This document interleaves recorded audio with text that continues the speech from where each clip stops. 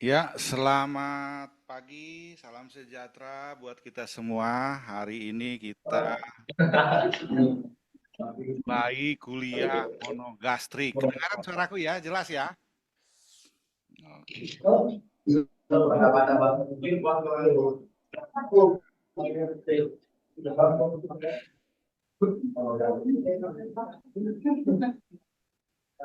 Nah,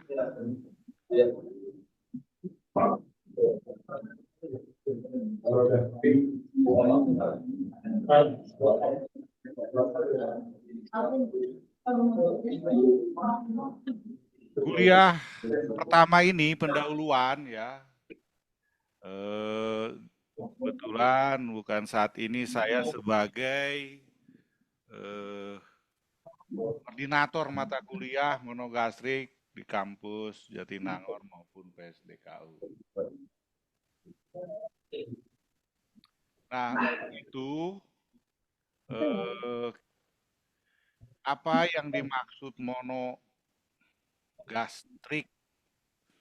Mono itu tunggal, gastrik itu lambung. Jadi nanti kalian banyak mempelajari kelinci, babi, dan kuda. Inilah hewan-hewan yang contohnya berlambung tunggal. Kenapa dibilang lambung tunggal? Karena di dalam lambungnya itu eh, hanya ada satu lobus atau bagian. Kalau di poligastrik atau ruminansia itu ada empat ya, omasum, abomasum, retikulum. Di depan biar keluar. Nah, babi hanya satu aja, sederhana. Kalau selanjutnya sih nggak masalah ya. Usus sama, serikum, usus besar sama.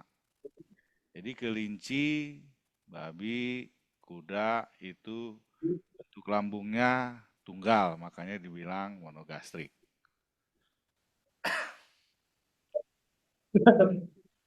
Nah, ada orang bijak lah ya, Mahatma Gandhi eh, menyampaikan buah pikiran bahwa the greatness of a nation can be judged by the way its animals are treated. Kebesaran sebuah bangsa dapat dinilai dengan cara bagaimana mereka memperlakukan hewannya atau animal. Nah, Indonesia udah belum menghargai semua binatang. Nah, sebuah bangsa yang besar itu bila mereka bukan hanya manusia, dipelajari, disayangi, diperlakukan dengan baik. Nah, Indonesia saya harap kalian sebagai sarjana peternakan, kebesaran sebuah bangsa atau kebesaran pribadi saudara itu dilihat dari cara saudara memperlakukan hewan. Kalau hewan aja sudah bagus kalian perlakukan, apalagi manusia harus lebih. Itu ya pemahaman sebuah Mahatma Gandhi sampaikan tadi. Nah, kuliah monogastrik ini membahas tentang bibit, pakan, kandang, pengolahan limbah, dan reproduksi. Nanti Anda akan bertemu. Nah, di sini udah kita bagi. Saya mungkin nanti mudah-mudahan ya sehat dan tidak berhalangan. Tes saya ke Pangandaran. Jadi untuk minggu pertengahan semester ini saya di Jatinangor dulu. Nanti kita mudah-mudahan bisa diaturkan dengan Teh Asri dan kawan di sana. Kita bisa blok teaching lah untuk menyampaikan bagian ternak babinya. Nah, untuk pendahuluan ya koordinator lah sampaikan Tapi selanjutnya nanti untuk kelinci, potensi kelinci, manajemen, dan pemeliharaan itu nanti disampaikan oleh Ibu Bulan dan kudanya oleh Pak Rifki. Selanjutnya nanti mengenai ternak babinya, ya kita sama-sama sih sebenarnya. Saya sih berharap ada hybrid terus, walaupun dimanapun kita ada. Tapi kita usahakan sih ya, karena sekarang ini kalau setahu saya Jatinangor udah dilarang ya hybrid. Bukan hybrid sih, kelas harusnya ya. Nah, untuk menghindari itu, mungkin nanti pertemuan tentang reproduksi babi, manajemen pemeliharaan, dan lain-lain, kita blok teaching di sana lah. Jadi itu pengampunya ya, ada 3. Saya sendiri, Pak Rifki, dan Ibu Asri. Nah, kuliahnya biasa jam 9.30 dan praktikum Selasa 9.30. Nah, mengenai kuliah ini biasa 16 kali tadi ya udah ya. Praktikum nanti diusahakan mungkin nanti koordinasi saya ya di sana apakah ada kandang karena ada pemeliharaan biasanya kelinci diakhiri dengan anatomi dan pemotongan karkas. Mungkin nanti Ibu Asri dan kawan-kawan di sana, Pak Rifki, eh, bisa pengadaannya lah, ya, pemeliharaan dan lain-lain. Dan untuk praktikum ada praktikum tadi basah dan kering. Basah ya mungkin nanti pemeliharaannya atau kandang di sana udah bisa kita isi belum? Nanti Anda dibagi kelompok lah mungkin eh, untuk ngasih makan dan budidaya kelinci. Kalau ada kuda boleh kunjungan dan kalau babi nanti mungkin kita belajar berhitung setelah kuliah untuk praktikumnya. Ya, jadi ada di kandang, ada di lab. Oke, selanjutnya berbicara mengenai ternak babi dulu ini ya, kan ada 3 ya. Kita tahu bahwa kalau kita lihat ini ternak babi ini menempati terutama banyak dikonsumsi di Asia Timur. Cina cukup tinggi konsumsinya ya, yang ini ya. Kalau Eropa, Amerika 30% lah ya rata-rata. Kalau di Afrika di sini lebih banyak kalau kita lihat itu sapi ya di Afrika. Kalau di Amerika lebih banyak di sini ayam, hampir sama ya. Babi 30. Kalau Amerika Latin sapi juga ya, sapi dan ayam. Beef ya. Lumayan banyak ya. Ini nanti bahannya dibagikan lah. Tapi kalau di China itu hampir setengahnya. 2,5 miliar penduduk China itu makan ya sumber proteinnya dari babi. Cukup besar lah untuk Asia Timur.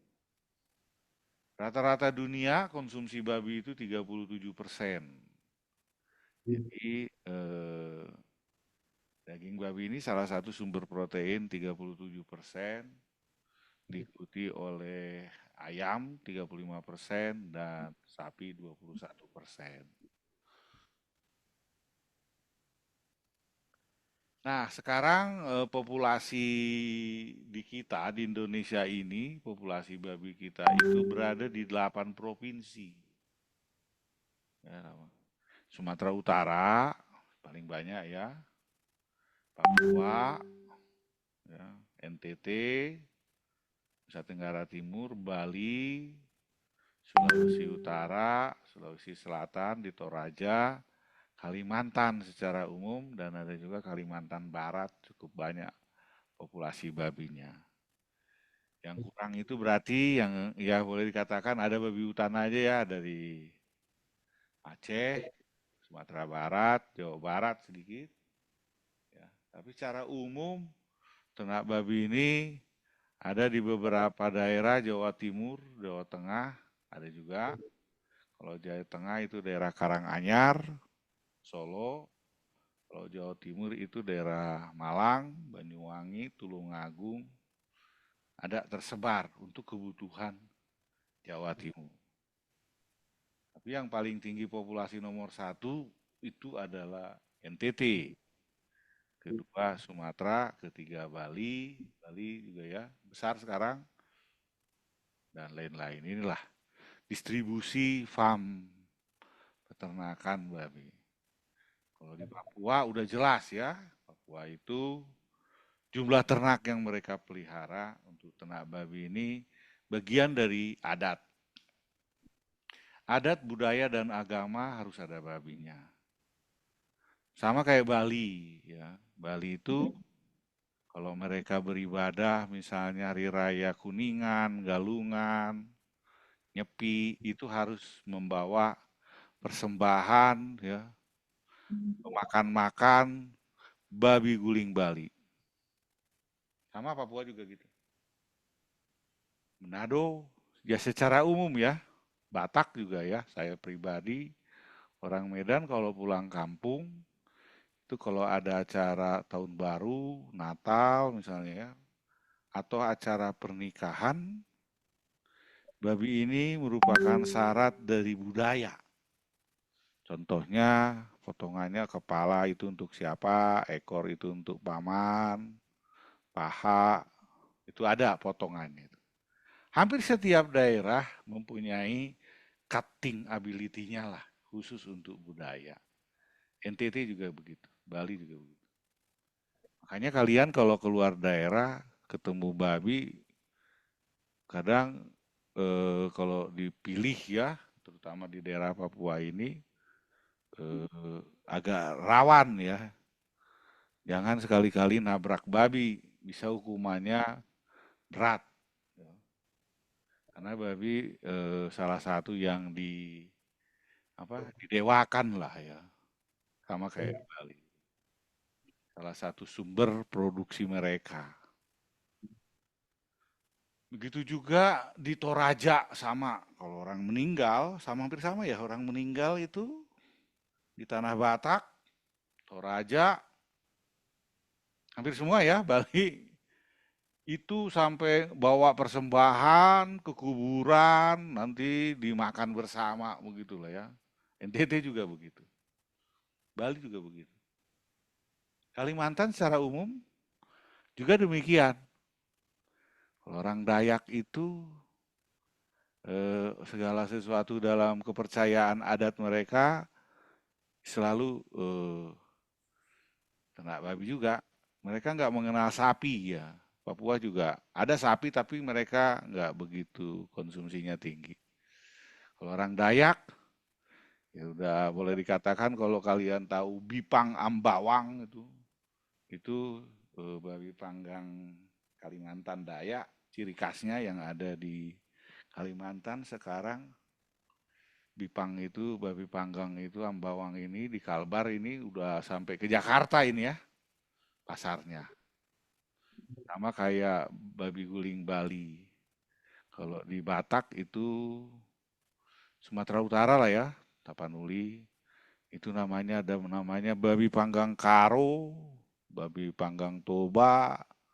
Ya itulah memang setiap daerah ada ya ciri khas makanannya. Kalau kalian ke NTT, ini bagi yang makan aja ya. Kalian ada namanya sei. Sei itu bisa dari sapi, bisa dari babi. Nah, biasanya itu menjadi oleh-oleh ya. Sei babi, sei sapi.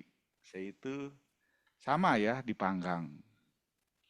Dulu ada mahasiswa saya dari bimbingan skripsi, dia penelitiannya sei babi di NTT. Jadi babi ini dagingnya dipotong-potong, dibakar pada jarak 60 cm dan kayunya khusus. Kayunya khusus namanya kesambi. Ya mungkin kayu ini punya aroma ya sehingga dagingnya itu Yang matangnya itu punya aroma tersendiri, makanya sei itu tersendiri. Sei nggak ada di Sumatera, sei itu hanya di NTT. Karena kayu kesambi ini hanya ada di sana. Jadi sei itu tidak lengkap kalau nggak kesambi kayunya. Nah itu hal-hal yang unik ya. Ada yang S2 juga ya, lulus dari sini. Dari sei. Kalau di Papua ada namanya bakar batu ya. Jadi mereka makan babinya, masak babinya itu dengan membakar batu, sudah panas baru ditutup, simpan dengan ubi-ubi, daun ubi, kangkung, jadi sekaligus dimasak dengan batu panas. Itu di Papua. Makanya sehingga di Papua ini ada namanya kota Wamena. Kalau kalian pernah dengar, Wam itu adalah babi. Mena itu kota, jadi kota babi. Ya itu di Papua ini, aneh ya. Yang paling tinggi konsumsi ya adalah beberapa suku ya. Kalau Chinese tadi kan udah jelas ya. Orang Chinese itu hampir 50% proteinnya itu dari babi. Dia datang ke Indonesia, orang Chinese juga nggak berubah karakternya. Makan babinya itu kuat sekali, hampir seminggu itu 3 hari lah makan babi. Kalau dia nggak makan, katanya jadi bodoh orang Cina itu.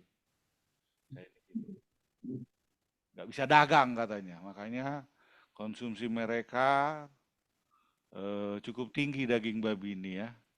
Hampir setengah hari mereka itu konsumsinya daging babi, bisa bakso, capcay, babi panggang mereka beda, agak merah ya. Dia pakai arak. Beda dengan setiap daerah punya ciri khas. Kalau China itu ya capcay lah campur. Ya kalau kalian ke Taman Kopo, ada itu banyak makanan-makanan Chinese food yang asli yang ada babinya. Atau ke Singkawang di sini nih. Kalau ada orang Singkawang nggak? Kalau ada kalian orang Singkawang ini daerah Kalimantan sedikit ini ya, Kalimantan Barat. Waduh, itu kayak Chinatown itu. Ya, semua saya udah ke semua udah ke semua pulau-pulau ini udah saya kunjungi ya. Kebetulan saat ini saya jadi presiden Monogastrik. Jadi pakar babi, ketua asosiasi perbabian di Indonesia. Jadi itulah dosen kalian, ada presiden asosiasinya, saya kebetulan sekarang udah hampir 4 tahun lebih ya. Nah ini di sini nih. Jadi Chinatown itu, Singkawang itu, wah kalau kalian ke sana betul-betul seperti kita di Hong Kong ya. Semua pagi, siang, sore, semua makanan banyak mengandung babinya. Surga lah bagi orang China kalau dia pulang main ke Singkawang. Karena semua makanannya mengandung babi, baik lemper, baik mie, baik nasi goreng, semua pakai babi. Itu di Singkawang. Ada sih kalau kalian nggak makan babi, ada rumah makan Padang biasanya.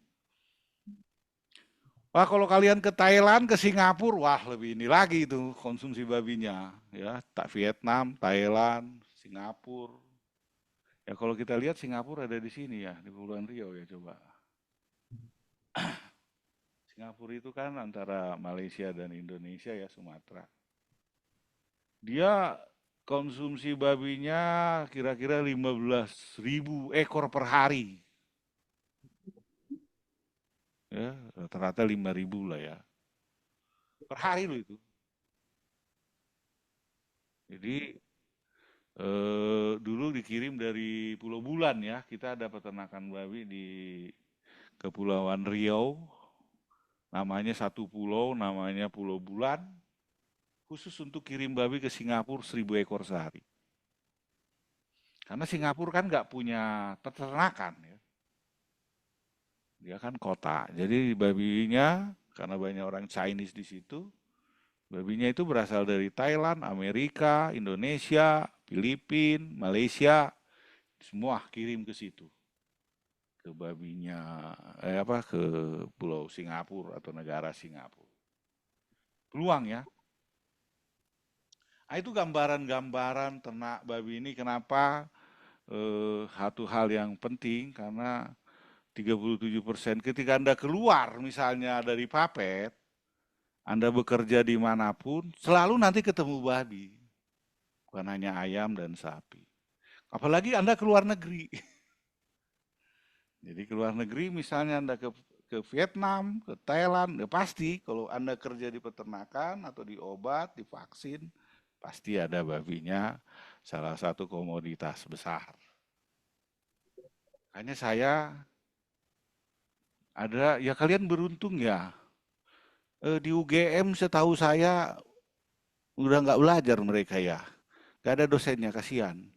Hanya sedang di PB ada sih Pak Imran, di USU Medan ada, di Udayana banyak dosennya ya. Manado. Nah di Unpad ini kebetulan saat ini khusus yang mengajar ternak babi ya saya sendiri. Nanti ada juga ya, nanti belajar semua bisa. Nah konsumsi babi kita itu ya yang paling besar sih kalau kita lihat ini Sumatera Utara ya hampir 60.000 ekor itu tahun. Jakarta ya walaupun nggak ada babi, Jakarta itu hampir 1.200.000 ekor per tahun. Kita ya Bali udah tahu lah ya, Jawa Timur juga banyak, terus Sulawesi Utara. Nah ini 5 pemakan babi yang cukup banyak. Jakarta, makanya kalau Sumatera Utara udah jelas lah ya. Yang nggak ada itu, ya itu udah tahu lah. Sumatera Barat nggak ada, Padang ya. Aceh pasti nggak ada di sini. Nah,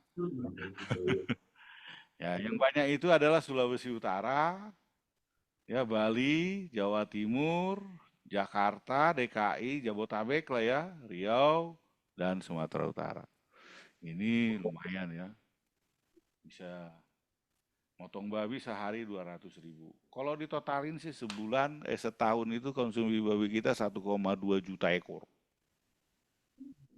Itu bayangin ini karkas ini. 1,2 juta ekor setahun untuk seluruh konsumsi Indonesia. Nah, ini peta ini adalah kita dulu negara kita, dunia lah ya, bukan hanya kita aja. Kita pernah kena dunia ini namanya African Swine Fever atau demam babi Afrika. Populasi kita yang 8,5 juta turun sampai dengan 2019 mulai ya Desember. Sampai sekarang populasi kita sedang merangkak naik. Dari tahun 2019 Desember 2020 terjadi gonjakan. Terus pada tahun 2023 kita selain ASF, African Swine kena PMK juga ya. Babi ini ada bisa kena PMK juga terutama pada anaknya. Mulut kuku. Nah sekarang mudah-mudahan makanya kebutuhan kita kira-kira ada di sini ya. Kebutuhan kita 1,1 sampai 1,2 juta ekor per tahun masih minus ya. Kita berada di posisi 2025 kira-kira kurang sekitar 200.000 ekor lagi lah.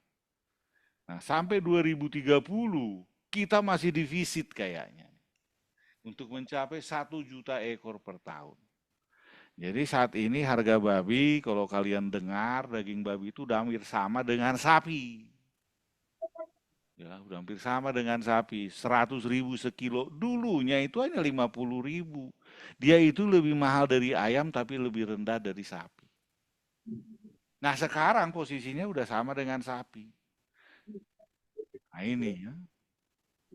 Nah ini kenapa babi ini perlu? Sebenarnya untuk menyangga daging sapi dulunya. Jadi orang Chinese, orang Batak, orang Bali, Ambon, NTT gitu ya, Papua, biarlah makan babi. Jangan makan sapi. Sapi kita kan kurang juga kan. Kita kurang hampir 600.000 ekor per tahun populasinya. Nah untuk babi ini diharapkan jangan sampai orang yang makan babi makan sapi. Kayak di Bali tuh. Biarlah sumber protein dia dibagi-bagi. Sehingga harga itu bisa stabil. Jadi harga daging babi ini sebenarnya penyangga dulunya. Dia harganya 60.000, sapi itu 100.000. Jadi orang yang makan babi yang nggak usah makan sapi, biar aja sapi itu makanan orang yang memakan sapi. Biar aja sapi ini dimakan yang nggak menganggap sapi itu haram. Jadi kalau babi itu haram ya dia makan sapi, kalau sapi itu haram ya dia nggak makan sapi. Contoh Bali, dia nggak boleh makan sapi. Dia makan babi, maksudnya begitulah sehingga harga itu bisa diturunkan. Jadi tidak berebut dalam pola konsumsi yang sama. Itulah anehnya Tuhan itu ya. Menciptakan berbagai macam keragaman sebenarnya sih supaya semua hewan itu terbagi-bagi. Tidak berebut dalam satu hewan. Kalau semua makan sapi, makanya mahal. Sekarang pun dengan babi nggak ada, orang lari ke sapi. Makanya harga sapi tetap naik, tambah naik. Gitu. Nah itu diversifikasi ketahanan pangan. Ya, dengan ASF ini harga babi naik karena kurang kan. Populasi babi kita hampir turun hampir 60%. Makanya perlu ditingkatkan lagi. Nah, kalau Anda main ke Manado misalnya beberapa tahun lalu dia hanya 65 sekilo. Kalau sapi, wah 100.000. Makanya udahlah nggak usah makan sapi dulu, nggak usah makan sapi, biar aja sapi. Karena sapi pun kita ya defisit ya, jauh.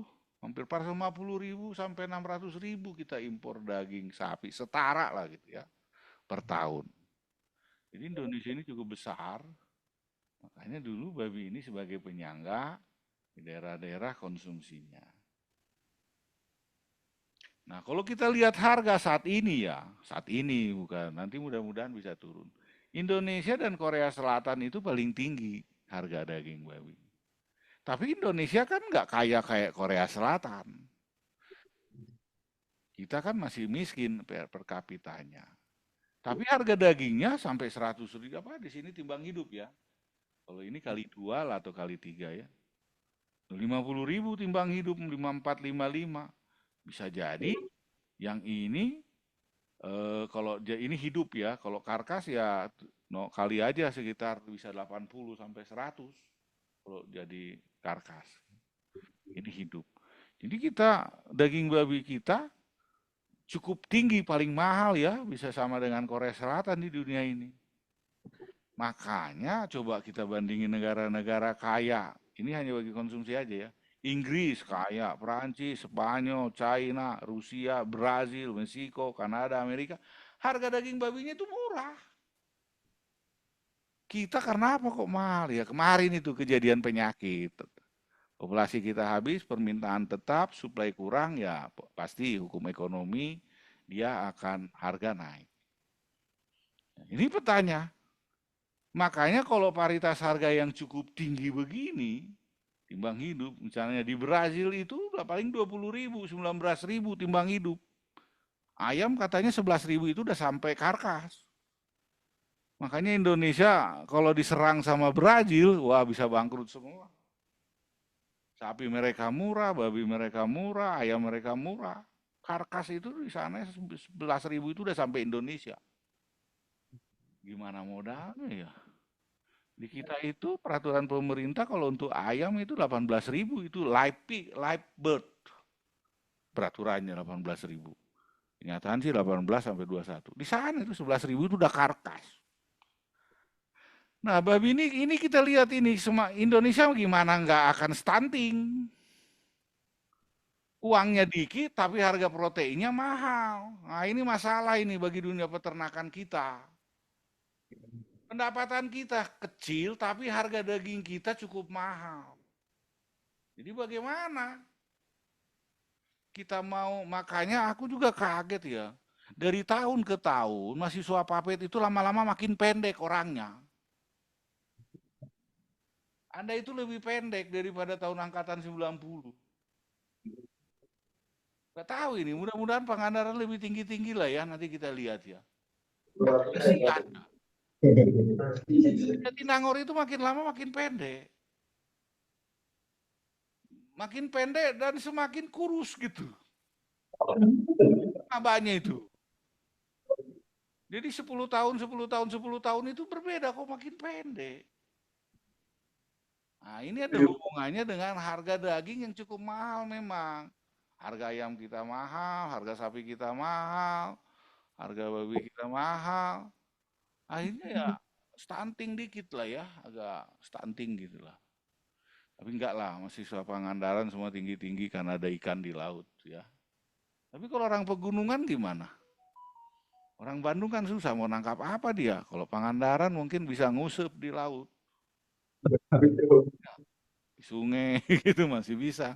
Jadi protein ini cukup penting bagi kesejahteraan, bagi kecerdasan, bagi kesehatan sebuah bangsa. Kalau harga mahal begini, coba kita bayangkan China ini. Harganya murah, gimana nggak mereka makan banyak? Rusia, Brazil, makanya kalau paritas harga 30 sampai 60 begini, 30.000 lah perbedaannya, ya, itu berbahaya bagi sistem perdagangan kita. Kenapa? Karena ongkos aja, kalau sekarang kita impor dia dari sana 30.000, paling jatuhnya per kilo itu karena ekspedisi mereka murah, tambah 10.000, 40.000, masih untung dijual di Indonesia. Dia untung bawa karkas aja, dia bisa untung kira-kira 10 sampai 20.000 per kilo. Kalau paritas harga ini cukup tinggi, nanti kita bisa diserang impor. Makanya asosiasi sekarang sedang bergerak meningkatkan populasi lagi menjadi 8 sampai 10 juta ekor supaya kita supply-nya pas. Kalau populasi kita misalnya tadi kembali ke 8 juta ekor atau 11 juta ekor, kita konsumsi 1,2 juta ekor per tahun itu tercukupi. Kalau tercukupi, harga babi kita bisa ketekan menjadi kira-kira 35.000, udah bisa sama dengan negara-negara lain. Jadi kita tidak akan diserang impor. Ya 35 ribuan lah. Sekarang antara 55 sampai 60 ribuan timbang hidup. Nah ini jadi pemikiran saudara nanti ke depan. Ketika Anda nanti duduk menjadi decision making di negara, bagaimana kita mencukupkan protein dari semua hewan supaya konsumsi kita tetap harganya murah dan masyarakat bisa lebih mudah akses untuk mendapatkan protein hewani. Itu menjadi PR itu ke depan ya. Ya, PR saudara juga lah. Kalau kita ini, saya bilang generasi gagal ini ya. Gak tahu ini kenapa Indonesia itu kaya raya tapi semuanya mahal. Salah urus mungkin nih. Mudah-mudahan generasi kalian bisa lebih baik lagi. Ya, generasi kalian kita harapkan lah lebih baik lah. Kalau kita sih jujur generasi sekarang itu atau generasi bapak kita itu salah urus.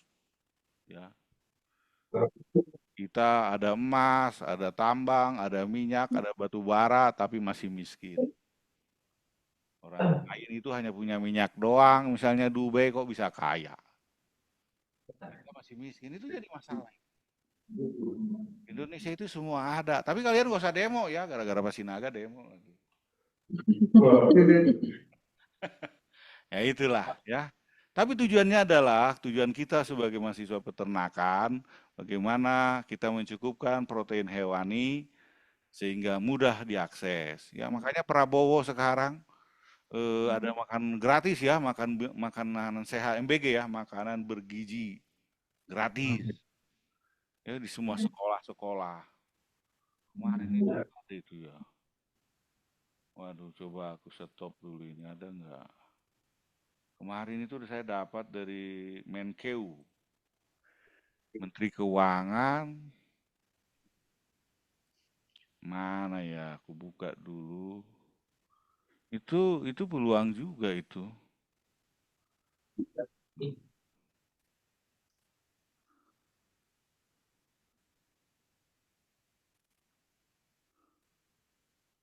Aku nggak hafal ini. Nggak download pada ini perlu juga ini. Jadi 2025-2026 Prabowo itu mengalokasikan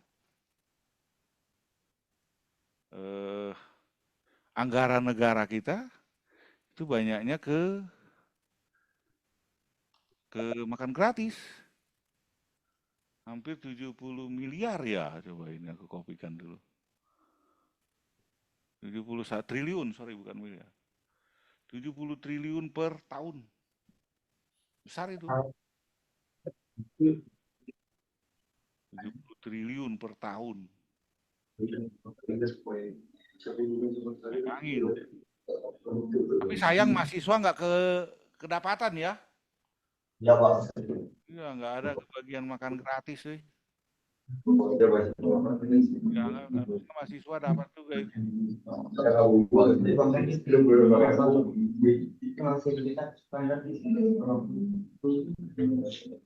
triliun itu.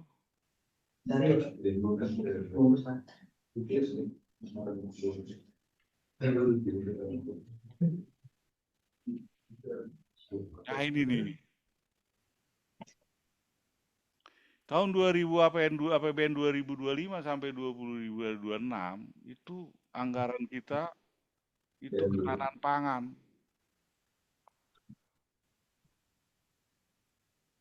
Tetap bayangin ini di sini nih. Makan bergizi gratis 71 triliun. Ini kan dia butuh anggaran besar ini, 71 triliun per tahun. Makanya butuh telur, daging, susu, ikan, tempe, tahu. Tempe aja kita masih impor kedelai. Wah, gimana kita kalau di embargo? Kita beras cukup ya. Bahkan lebih kata Amran, tapi protein kita masih kurang. Susu rata-rata nasional kita hanya 2 tetes. Susunya hanya 2 tetes. Oh, nggak kelihatan ya. Aku belum share ya. Sorry ya. Sorry banget, Bos. Aduh. Nah, ini nih. Let's show. Nah, 71 triliun kita anggaran untuk makan bergizi ini. Butuh daging, telur, susu. Nah, subsidi energi lumayan besar ya, 400 triliun. 100 triliun. Ada yang urusan dengan peternakan sih saya kira itu ya. Inilah makan gizi bergratis ini. Ya, peternakan sih ya, ketahanan pangan nomor 1. Ya, makan gizi bergratis nih, nomor 3 nih. Nah, ini peluang peternakan cukup tinggi ya untuk daging, telur, susu ini. Dagingnya ya kalau di Papua, di Bali pakai daging babi memang. Tergantung daerahnya. Nah, dengan program ini kita butuh sarjana peternakan katanya sekitar hampir 1 sampai 2 juta. Lumayan nih. Ini dari Kementerian Perekonomian itu, Luhut Binsar Panjaitan. Nah, itu kita berarti sarjana peternakan nanti dibutuhkan sekali untuk menghasilkan ayam, telur, ikan, dan lain-lain. Kalau makan beras aja, makan nasi aja ya anting ya. Kurang otaknya, kurang lancar nanti. Ya. Jadi ketahanan pangan memang sangat dibutuhkan. Realisasinya 15 Agustus ini masih 20 juta penerima manfaat makan gini. Targetnya itu kita itu 82 juta. Lumayan ya. Jadi anak-anak yang dari SD sampai dengan SMA itu di Indonesia ini 80 hampir 83 lah ya, 83 juta orang. Jadi dia perlu rumah makannya itu 32.000 SPPG-nya. Sekarang baru 20 juta setengah yang baru sampai Agustus 15 Agustus. Sekitar 5.000 yang sudah dapurnya ini ya. Yang udah dikasih makan 20 juta. Nah, nanti kenapa? Karena ini kan ya di negara-negara orang sih kenapa kok Jepang tinggi, China sekarang orangnya tinggi-tinggi. Ya karena mereka dikasih makan gratis memang anak sekolahnya itu. Indonesia aja banyak dikorupsi Jadi ya anak-anaknya nggak dapat makan gratis. Mudah-mudahan lah. Nanti anak-anak nanti yang masuk maba mahasiswa baru 2027 mungkin lebih tinggi lah karena di SMA-nya dia makan telur. Ya, dari SD. Karena kita apa kalau menurut negara ini kita akan demografi keuntungan demografi itu Indonesia emas itu 2045. Iya, 2045 itu. Berarti sekitar 10 sampai 20 15 tahun lagi lah ya. 15 tahun lagi. Ya generasi kalian ini. Generasi kalian-kalian yang masuk kuliah ini nih. 2045 itu golden apa? Nation. Manfaat demografi ini. Kalau misalnya nggak gizinya kurang, ya otaknya kopong. Toh kopong, kopong. Kalau kurang makannya kopong nanti otaknya. Kalau kopong, gimana mau berperang 2045? Nanti kata negara Jepang, Amerika udah nggak usah dibom, nanti juga kopong sendiri gitu bilang kan? Kan nggak memalukan. Gak usah diserang lah Indonesia mah biarin mati sendiri itu kan kurang gizi dibilang. Nah, gitu. Karena ada hubungannya protein hewani dengan kecerdasan dan daya tahan negara. No. Baru 20 juta yang dikasih makan nih dari 80 juta. Wah, masih kurang nih, masih pacu nih. Anggarannya 71 triliun per tahun, dia bisa menyerap tenaga kerja sampai 2 juta bidang pertanian dan peternakan dan sebagainya lah ya, tukang masak, koki. Nah, ini gambaran ini nanti dibagikan lah ini baru saya dapat tadi malam rapat dengan Luhut Binsar Panjaitan, kebetulan asosiasi diundang. Nah, jadi klarifikasi ternak babi ini ya di sini Anda baca ya mamalia. Nah, di sini ada sus pitatus, sus barbatus, ada berbagai macam ya. Ini yang sering kita potong, sus crova dan sus pitatus. Sus crova ini babi Eropa, kalau sus pitatus itu babi Asia. Yang ini nomor 3 sampai nomor 8 ini biasanya babi hutan, ya, ada berjanggut, ada babi kutil, ada babi rusa. Nah, ini. Tapi yang biasa dipelihara babi nggak ada di sini nggak ada celeng ya, babi babi apa itu? Babi jadi-jadian nggak ada di sini nggak ada. Ya, babi jadi-jadian nggak ada. Skrova dan sus vitatus saja. Kalau vitatus itu Asia. Krova itu babi Eropa. Nanti pertemuan yang akan datang bisa kita bahas. Jadi di Indonesia itu ada berbagai macam. Kalau kalian ke kebun binatang ya, kebun binatang Bandung, nanti coba lihat babinya. Babi sih babi, tapi ada yang berkutil, namanya babi Jawa berkutil. Ada babi alang-alang suskrova, ada babi rusa. Kok babi rusa? Dia babi bentuknya kok dibilang rusa, memang ada tanduknya enggak.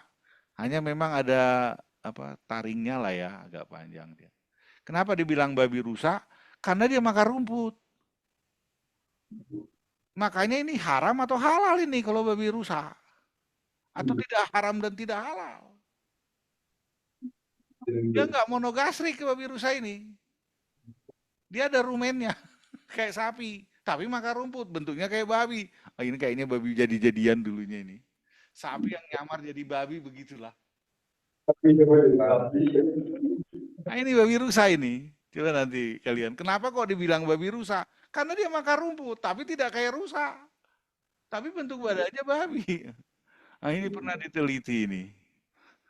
Sama kawan-kawan kita di Bogor. Babi rusa ini kok gimana? Udah aja diganti aja babi itu jadi babi rusa. Karena enak, jadi hanya rumput doang. Gitu kan.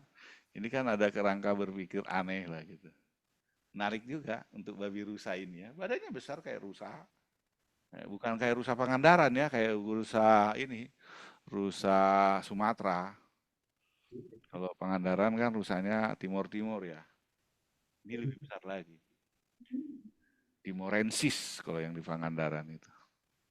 Rusa Timorensis. Nah, ada yang berjanggut, ada yang berkutil. Itu macam-macam, tapi ini nggak ada di kita. Di kita yang kita domestikasi dan dipelihara itu hanya Crova dan Vitatus. Ya. Crova itu Eropa, ayam broiler lah, Vitatus itu babi kampung. Nah ini nggak usah lah ya, Anda catatan aja sekarang kan udah terbuka ilmu. Dia buntingnya itu jangan lama hidup bisa 20 tahun, ekonominya 3 sampai 4 tahun. Ya. Dia jangan lebih kalau kita miara babi, 3-4 tahun itu udah diafkir. Jadi 25% populasi induk babi kita itu harus diafkir. 25%. Karena ada replacement stock. Karena dia 3-40% kan. 3 tahun itu induk kita harus diganti baru. Jangan lebih. Jadi dibagi 3 ya 30 sampai 25%. Induk itu harus di replacement stock. Buntingnya 114 hari. Nah, di sini artinya itu ada angka triple three. 114 hari itu maksudnya 3 bulan, 3 minggu, 3 hari. Jadi kalau saudara 3 bulan, 3 minggu, 3 hari itu lama bunting babi. Plus minus 2 lah. Nah, coba di sini saya tes ini, siapa yang bisa ya. Sekarang tanggal berapa ini? Tanggal 21 ya? Oke, tanggal 21 babi kita kawinkan, kapan lahir? Pokoknya 3 bulan, 3 minggu, 3 hari, sama bulannya. Tanggal 21 sekarang. 21 ya?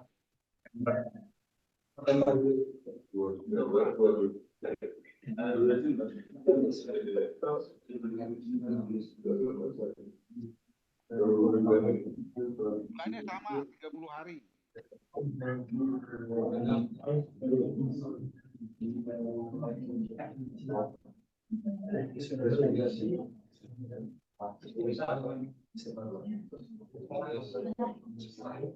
Tiga bulan, 3 minggu, 3 hari.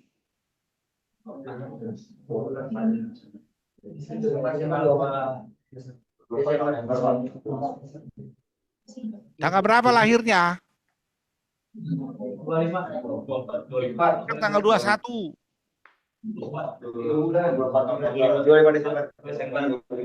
bulan, 3 minggu, 3 hari. Pokoknya bulannya sama. 13 Desember. 12 Desember. Terus tanggal berapa lagi?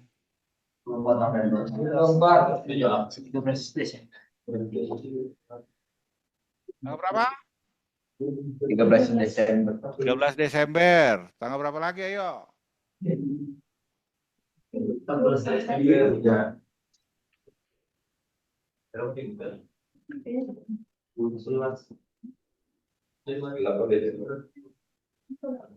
Ada lagi angka lain selain 13 Desember? Sekarang 21. Bulan sama. Ada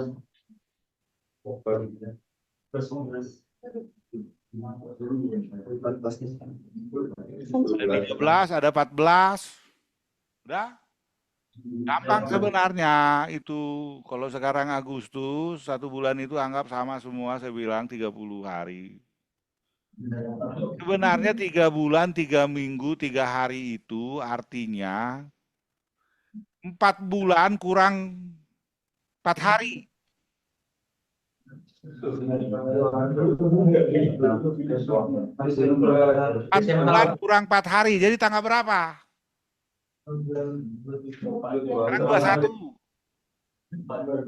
Sekarang 21. 4 bulan kurang 4 hari. Atau 3 bulan, 3 minggu, 3 hari.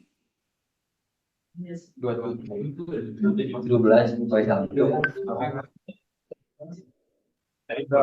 hari 4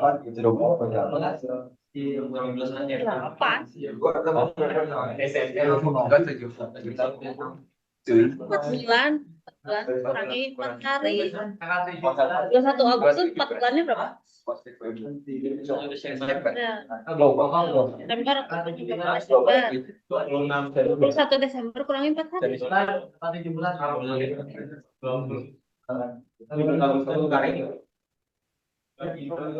Hah?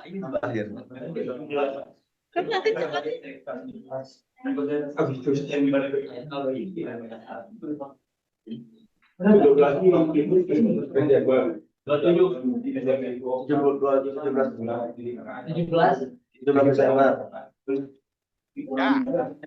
Ya, tadi angka 17, ada 13, ada berapa lagi? 14. Jadi kan saya bilang 3 bulan, 3 minggu, 3 hari, atau 4 bulan kurang 4 hari, sama aja itu. Nah sekarang tanggal 21, 21 kurang 4 berapa? 17 ya. Berarti 17 bulan berapa dia lahir? Bulan 12.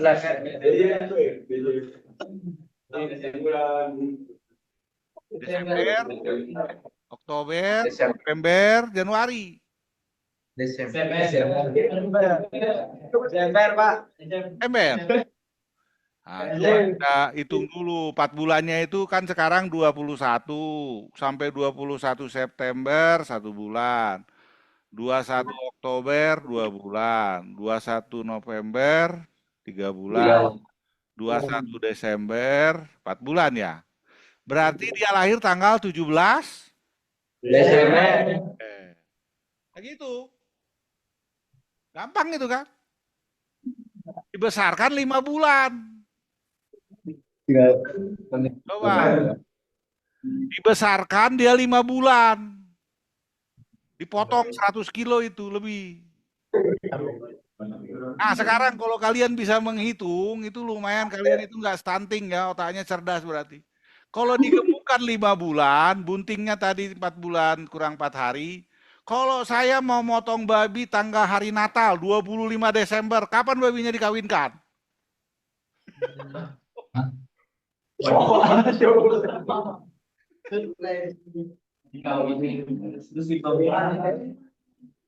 Lima Desember mundur. 25 Desember dia digemukannya 5 bulan, dibesarkannya dari lahir. Dipotong lah.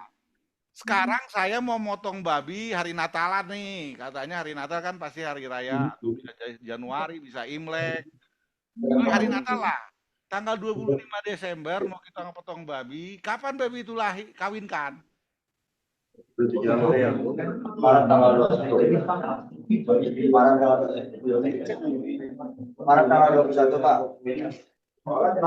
Maret. Apa? Maret. Maret. Hebat ya kalau bisa. Coba Maret ke Desember berapa bulan? 8 bulan. Kalau bukan Maret. Nah, 21 Maret, benar. Ya, apa?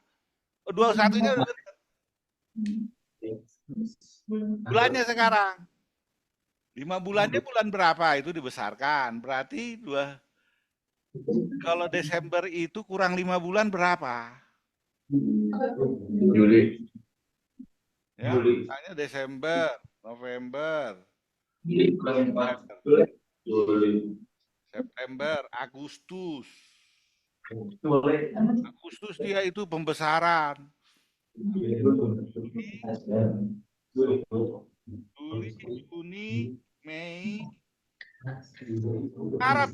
Ya betul. Ya, 21 Maret.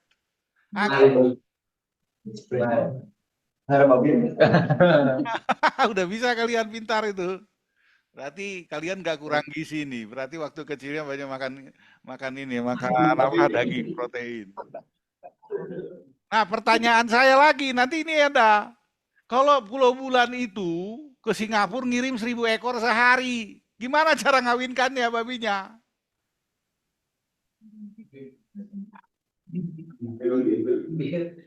Baru pusing dia. Anaknya 10.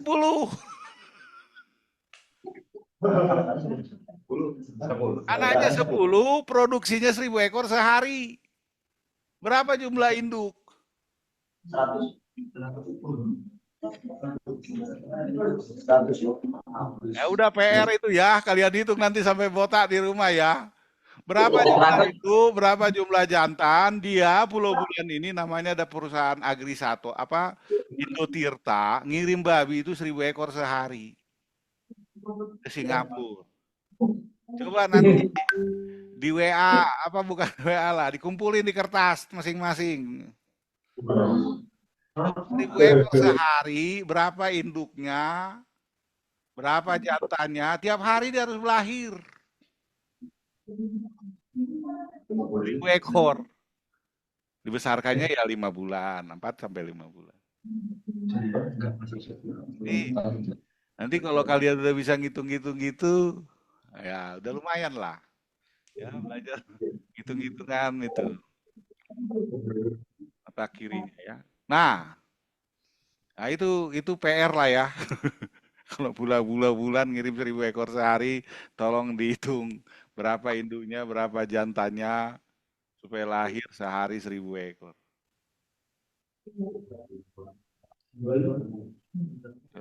Nah, oke, lanjut lagi di sini. Ini juga angka penting ini ya, selain bunting.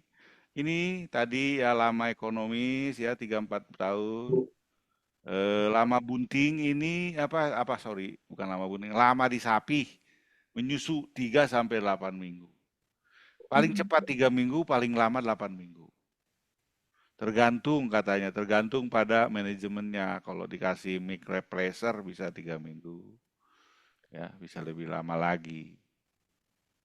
Umur dewasanya ya 18 bulan.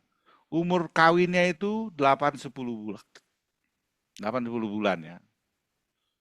Beranak pertama kali 1 tahun. Jadi induk itu kan tadi 4 bulan buntingnya.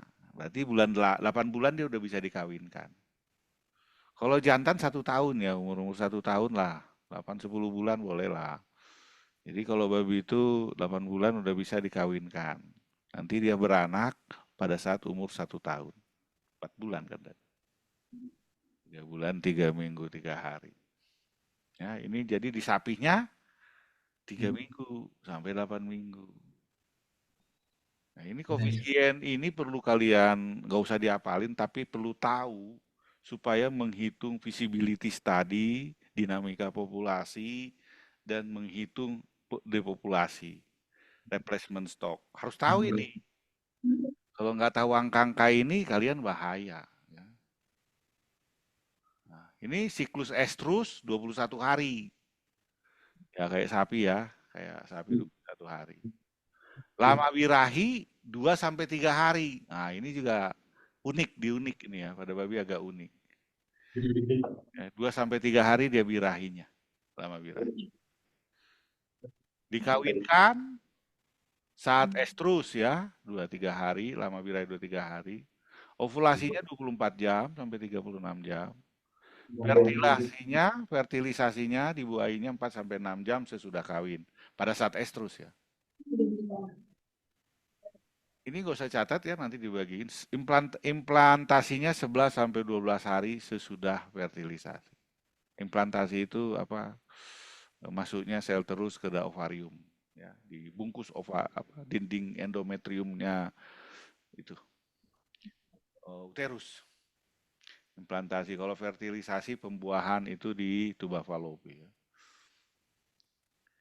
Nah, ini diagramnya, ini bobotnya kalau babi kecil itu Indonesia lah ya, babi hutan, babi lokal itu 80 kilo. Kalau babi ras itu bisa 250 sampai 300 kilo. Besar ya. Makanya ada yang rata-rata dipotongnya sih 120 kilo lah, 100 kilo. Rata-rata 5 bulan itu. Nah, bobot lahir 1,15. Jadi kalau kurang dari 1 diafkir, lebih dari 1,5 itu bisa jadikan induk. Karena bobot lahir ini ada hubungannya dengan posisi dia di dalam uterus tadi. Semakin ke ujung dia semakin kecil, semakin ke bawah kecil, yang besar itu di tengah dari uterus. Karena anak babinya kan banyak ya. Bisa 10, 12, 16. Kalau dari Denmark itu bisa 16 ekor sekali lahir. Nah, itu bobot lahirnya itu 1 sampai 1,5. Nah, kalau kamu mau jadi milihin bibit ya, calon bibit, itu cari dari lahir. Dari lahirnya udah besar. Kalau bisa jangan berat 1,5, di atas 1,5 berat lahir. Biasanya 1,6, 1,7 itu diseleksi jadikan dia calon induk atau jantan. Biasanya begitu. Anak, ya, jumlah anak ini 4 sampai 12. Ya janganlah 4 ya. Kalau bisa minimum itu 12 lah. Kenapa 12? Karena putingnya itu 12.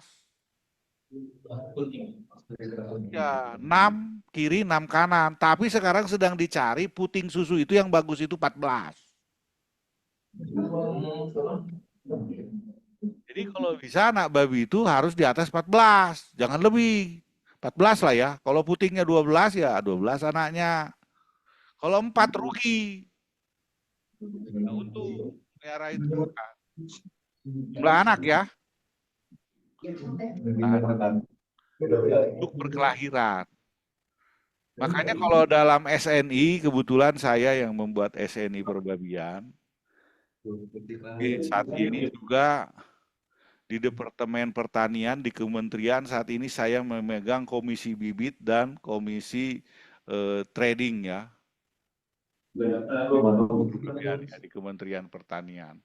Nah, untuk SNI kita 12 itu minimum puting susunya.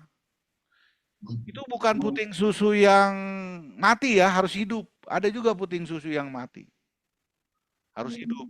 Tapi kalau bisa, kalau standar Eropa, Denmark, Spanyol, itu puting susunya untuk induk itu harus 14 ke atas.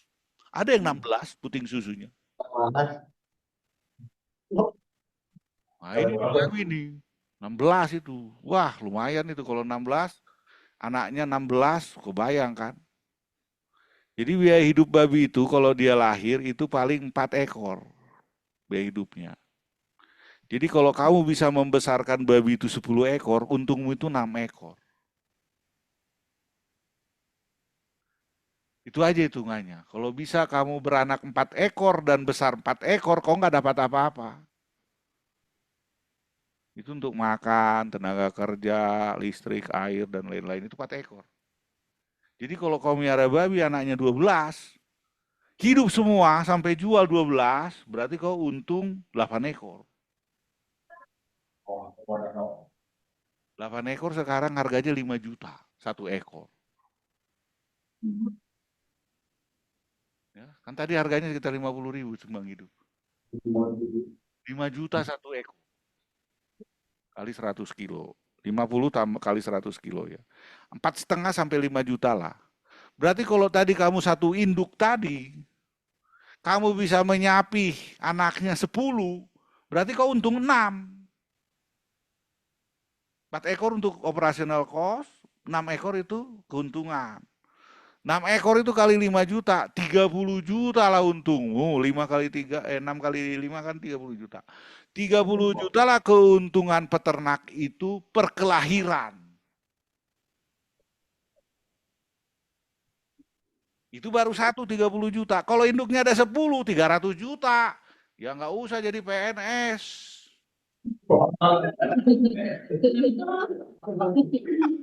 Iya, makanya kalau kalian dengar ada celengan, celengan itu kan pasti bentuknya babi.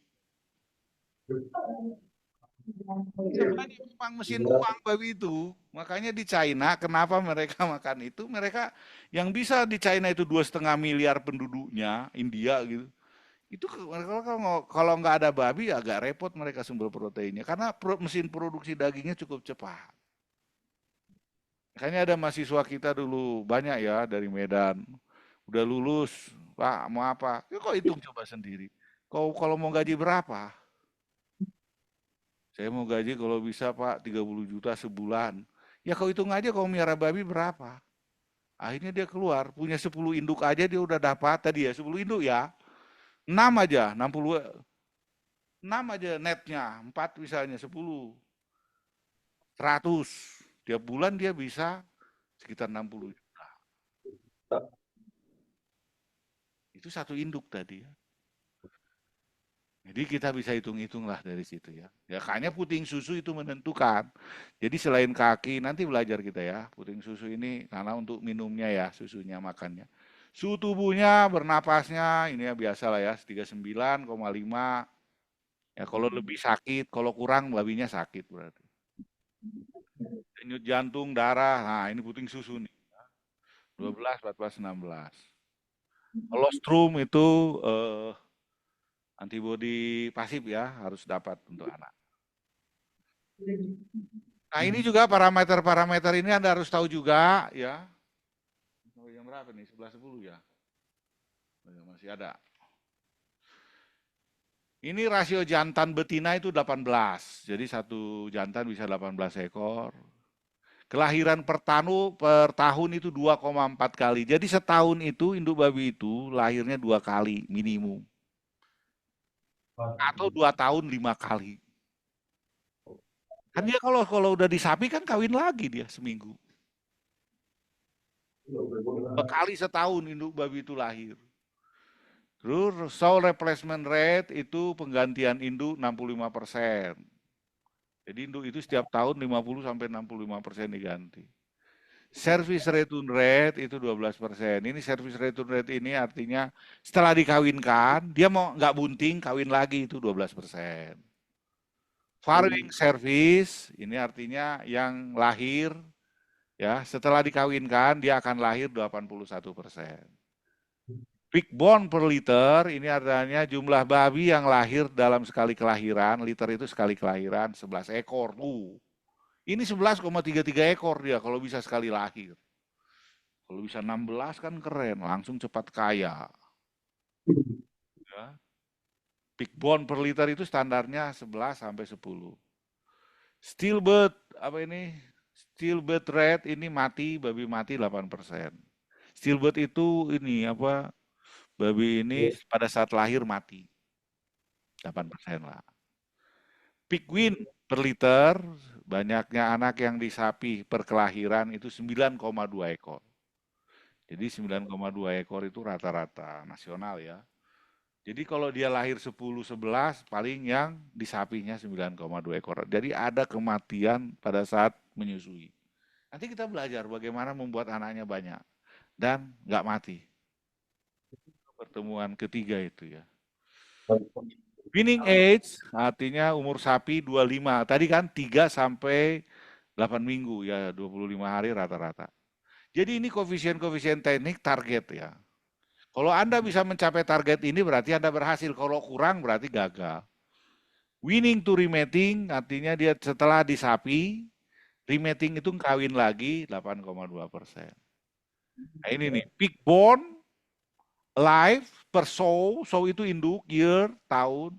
Babi yang lahir per induk per tahun 20 ekor tuh. Kan dia setahun kan 2,4 kali lahirnya.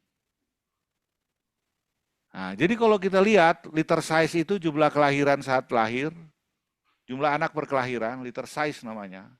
Kalau sow itu induk, liter size misalnya total bone, lahirnya 12, bone life, yang hidupnya lahir 11, berarti ada yang mati ya pada saat lahir. Win di sapi itu 9,7, sold dijual 9,4. Ya rata-rata dari lahir 12 itu yang dijual itu 9,4 ekor. Kenapa kok ada turun Pak? Ya itu namanya resiko dalam beternakan, ada yang kejempet, ada yang kecelakaan, ada yang mati saat lahir, ada yang mati mencret. Nah itulah dari 12 kelahiran, satu kali kelahiran, itu paling 9,4 yang bisa dijual. Post-winning mortality, ini post-winning mortality ya kematian pada saat dia setelah sapi 2,5%. Nah, ini kenapa?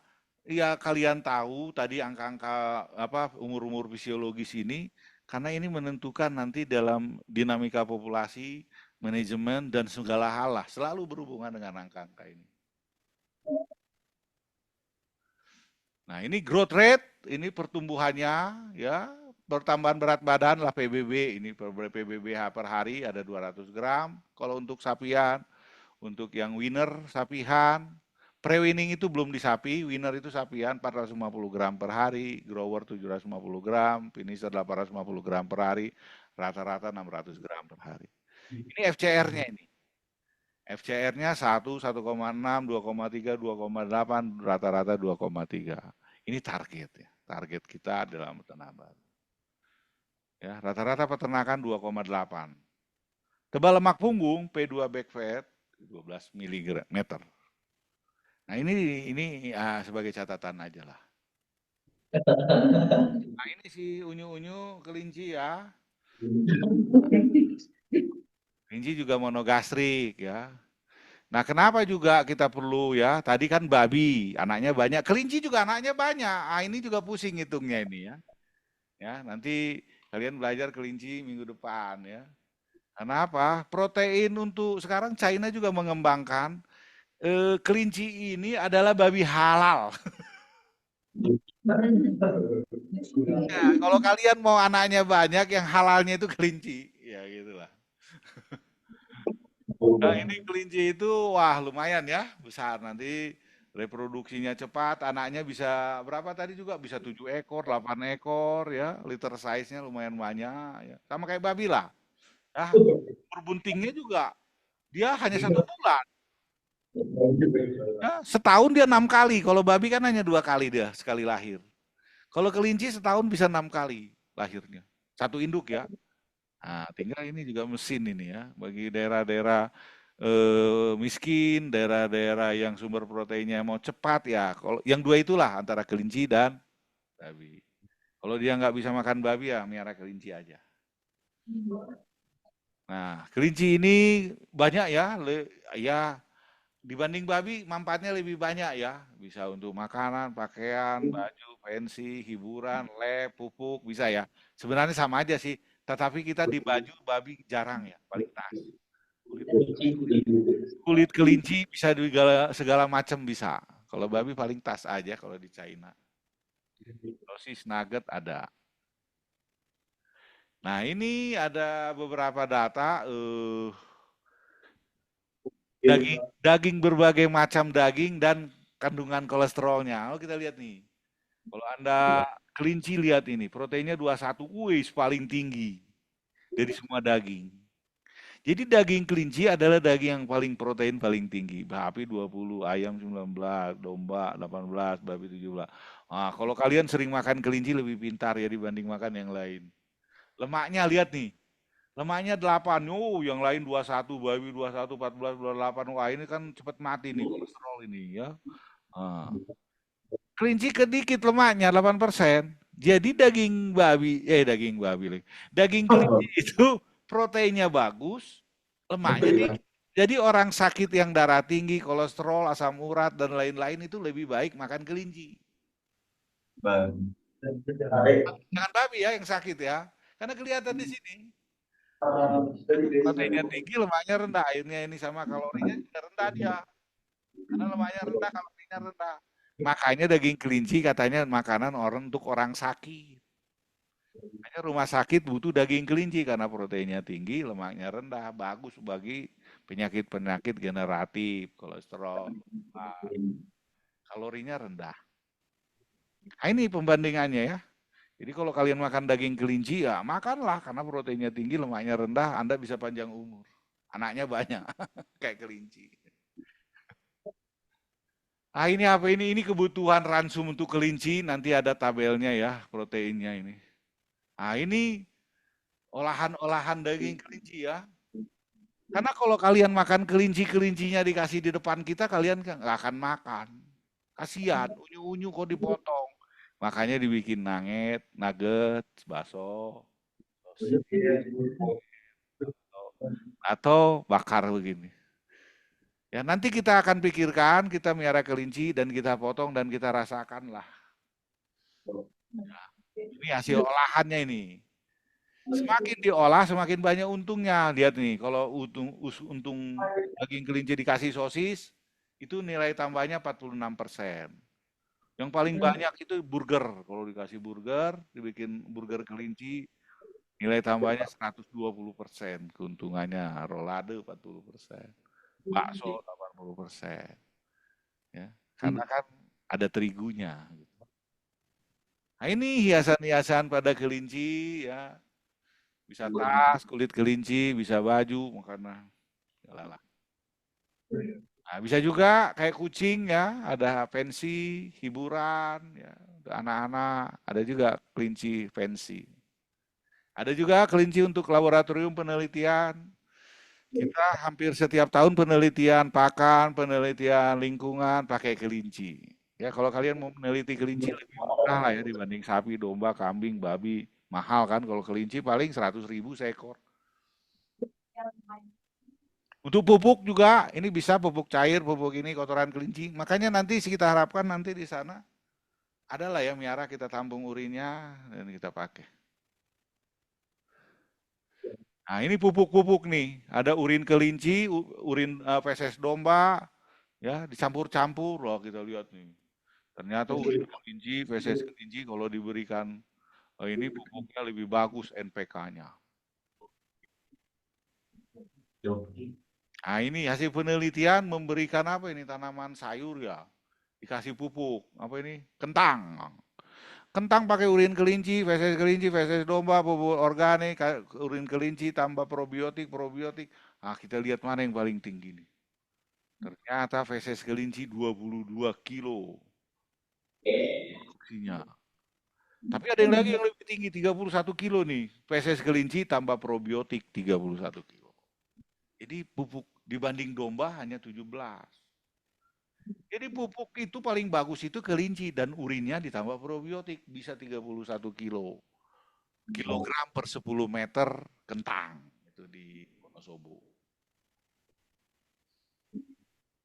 Ada lagi ini jenis pengaruh pupuk terhadap produksi sayur. Nah, ton per hektar. Oh, kita lihat nih. Feses ayam, feses kelinci. Nah, kalau pakai ayam dia kubis 59 ton, kelinci 62 ton. Sayur cenderung semua kacang merah, kentang, kacang polong cenderung semua lebih besar. Berarti kotoran dan urin kelinci sangat bagus untuk jadi pupuk.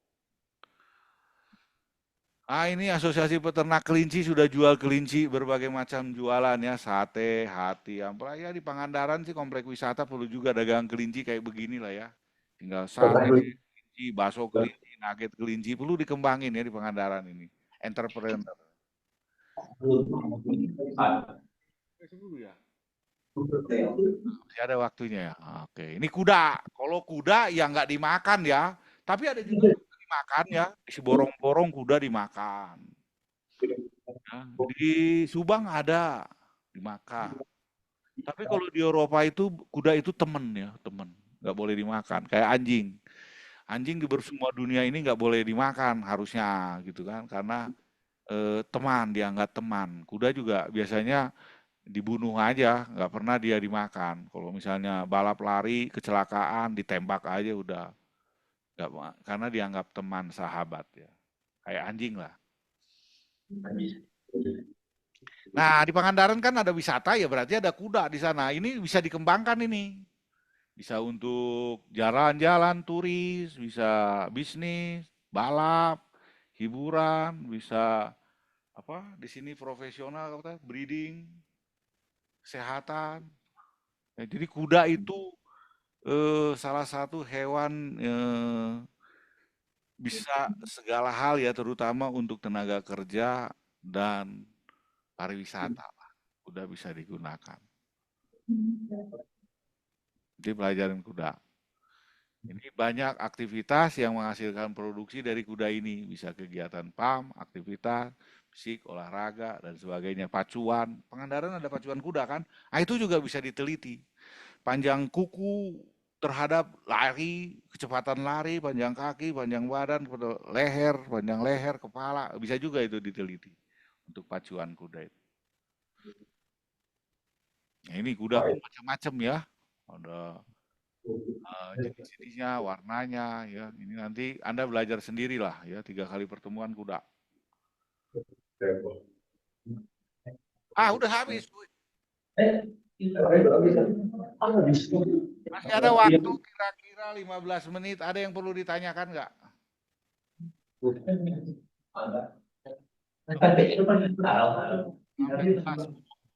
Ada satu, Pak. Silakan. Perkenalkan saya Ria Gantara dengan NPM 2006102330. Kenapa kalau kuda kecelakaan kalau kakinya potong harus dibunuh, Pak? Ya, Oke, mungkin cukup. oke, silakan. Terima kasih. Karena kaki kuda itu jari itu. Dia nggak bisa memulihkan dirinya sendiri. Kalau udah patah ya patah seumur hidup. Dia sebenarnya jari itu kakinya itu. Pada kuda itu. Dia memang ya kalau udah patah, waduh, harus dipen lebih lama, lebih sulit dia untuk itu. Karena itu jarinya. Jadi kuda itu berdiri, berlari itu di atas jarinya. Kayak kita jari gitu. Jadi dia agak sulit untuk dalam evolusinya itu kaki kuda itu jarinya. Bukan kakinya kayak kita, jari kaki gitulah. Jadi kalau dia patah itu akan sulit untuk pulih kembali. Jadi, apalagi kuda pacu ya, dia akan lama untuk pulih kembali, ya keburu tua sebelum dia nyambung.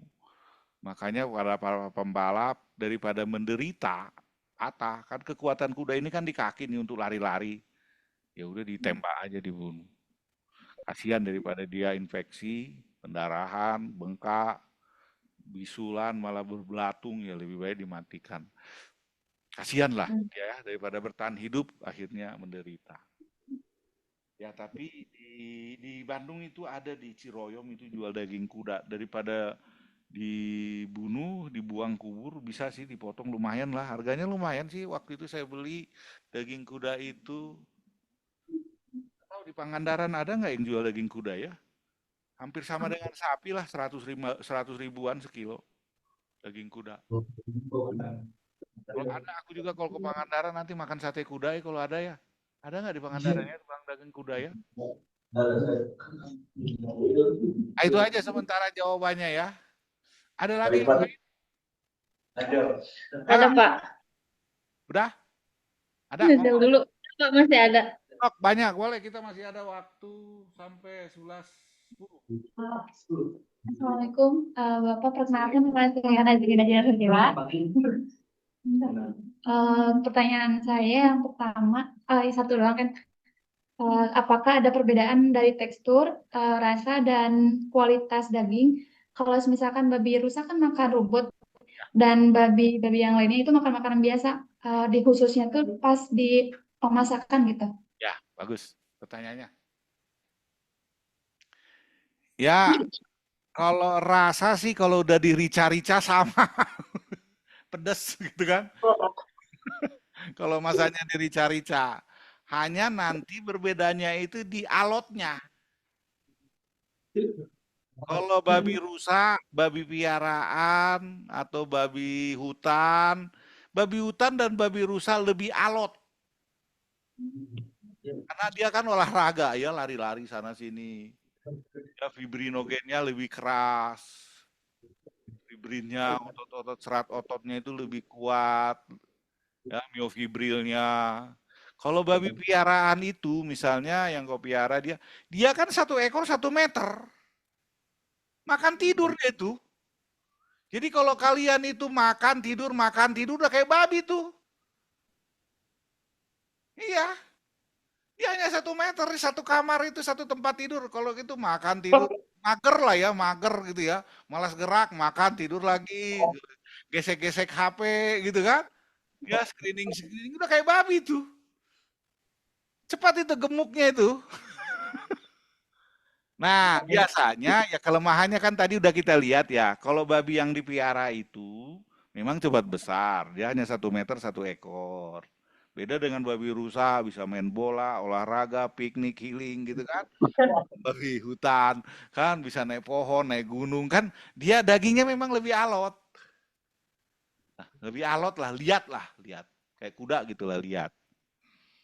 Sapi juga begitu. Sapi yang di feedlot dengan sapi yang di range Lebih alot yang di range, yang di feedlot kan lebih empuk. Apalagi sapinya dipijit-pijit, dikasih bir, wah lebih empuk lagi.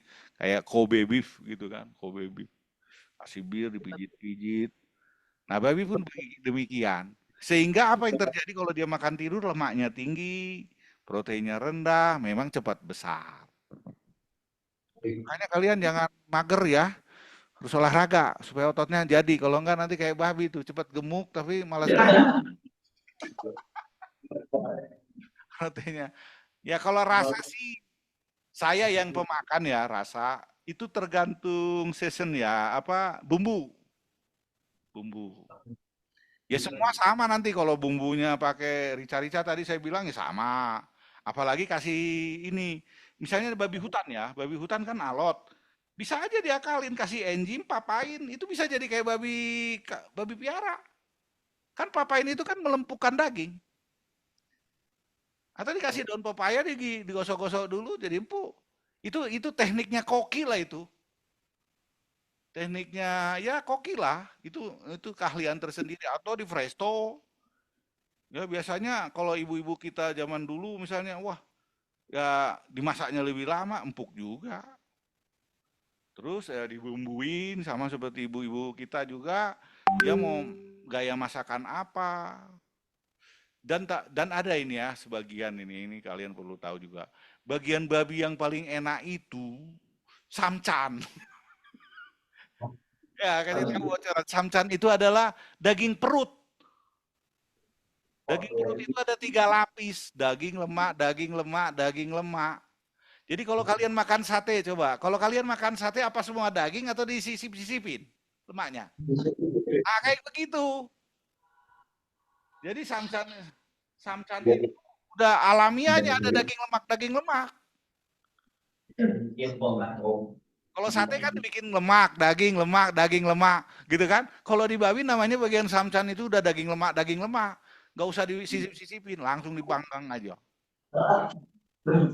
Itu bagi yang makan ini pelajaran lah ya, begini. Kalau kalian lihat, kalau warna daging babi ya dia lebih pink, lebih muda dibanding sapi. Nanti kalau kalian ada, tapi yang bingung itu bukan babi piaraan yang dicampurnya babi celeng. Kalau babi celeng dengan sapi sama. Karena dia olahraga, makanya rumput, ubi, jagung di hutan sana itu hampir sama. Tapi kalau babi piaraan, misalnya itu akan sulit itu mau dipalsukan itu ketahuan kalau babi piaraan, karena baginya itu warnanya lebih putih. Daging sapi itu merah banget. Tapi kalau celeng dibikin, dibuang kulitnya, dagingnya utuh, itu susah dibedain. Paling yang itu aja sebagai kontrol ya. Tapi sekarang kan udah ada lab ya, genetika, DNA. Tapi kan sebelum masuk ke lab kan harganya 450 juta, 1 juta, mending udah dimasak duluan biasanya. Masa kita mau masak ke lab dulu, ini bener nggak daging sapi nih? Nah, tapi perlulah perlu inilah kejujuran pedagang lah itu ya. Jadi kalau dia mau nyampur itu nggak pakai daging babi piara, daging babi hutan. Itu sama bentuknya, merahnya, bentuk kegelapannya, alotnya, liatnya. Nah, itu aja mungkin untuk masukan bagi saudara. Terus ini lagi, lemak babi itu tidak padat. Coba kalau kalian telo, lemak sapi, domba kambing, kalian simpan di gelas itu padat. Kalau babi itu cair terus. Nah, itu beda juga itu lemak babi itu. Kenapa rantainya unsaturated lah gitu ya. Dia nggak jenuh. Nah, ini juga pelajaran. Kalau nanti dia misalnya kalian, ada makanan enak-enak, itu waspada itu. Jangan-jangan kok nggak ada yang padat-padatnya. Itu pasti pakai minyak babi itu. Tapi ini rahasia aja ya. Tapi kalau kalian nanti, kalian nggak memakan. Kalau yang memakan tahu. Ini kan nggak apa-apa kalau nggak tahu. Tapi kalau kita yang makan, yang udah pernah memakan di situ nggak tahu. Satu kelas ini ada yang makan nggak, Es? Nggak yang makan di satu kelas kita ini. Nggak ada ya? Nggak ada orang Medan di situ. Nggak ada ya? Orang Bali, orang Medan, orang Papua, nggak ada ya? Nggak ada ya. Kalau Jatinangor banyak ya, 30 orang. Nah, kalau kalian pemakan, tahu bahwa makanan itu ada enggaknya. Tapi kalau kalian nggak tahu, nggak apa-apa sih. Yang penting yang makan. Tapi ciri khasnya lemaknya itu dia nggak padat, cair.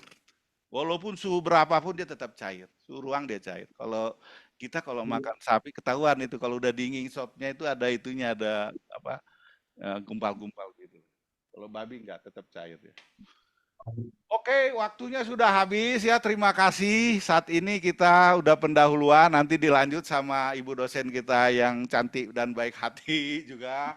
Nanti dilanjut. Saya nanti minta link aja, saya mendengar atau ada tambahan. Nanti bahan-bahannya untuk minggu depan kita belajar kelinci, manajemen, budidaya dan lain-lain. Ya, saya ucapkan ya selamat, belajar terus, jaga kesehatan ya. Ya, nanti ketemu lagi setelah UTS, mungkin saya akan ke sana lah sambil jalan-jalan ya. Healing lah, ya ngajar sambil healing. Kalau ngajar doang pasti stres. Ya. Ingat dulu saya itu Pangandaran itu saya salah satu Kopassusnya. Kami 7 orang di Pangandaran dulu masih di kelas SD Cikembulan itu apa itu daerah situ lah. Daerah SD itu kalau lewat di situ aku terharu ya. Disitulah dulu kami membuka kira-kira 2 tahun lah ya. Tapi karena udah ada yang baru, tapi banyak nostalgia lah di Pangandaran itu. Bulan-bulan kita di situ. Ya Pak Jajang, saya, Pak Hendi, ya Pak Hendi yang masih bertahan ya, jadi Kaprodi di sana. Sukses lah selalu semua. Ya itu aja, saya tutup saya kira ya. Tuhan memberkati kita semua, jaga kesehatan, semangat terus sampai lulus wisuda ya. Sampai kalian nanti monogastrik dapat A semua ya. Oke, terima kasih, saya kembalikan ya. Terima kasih, Kak. Salam, saya tutup.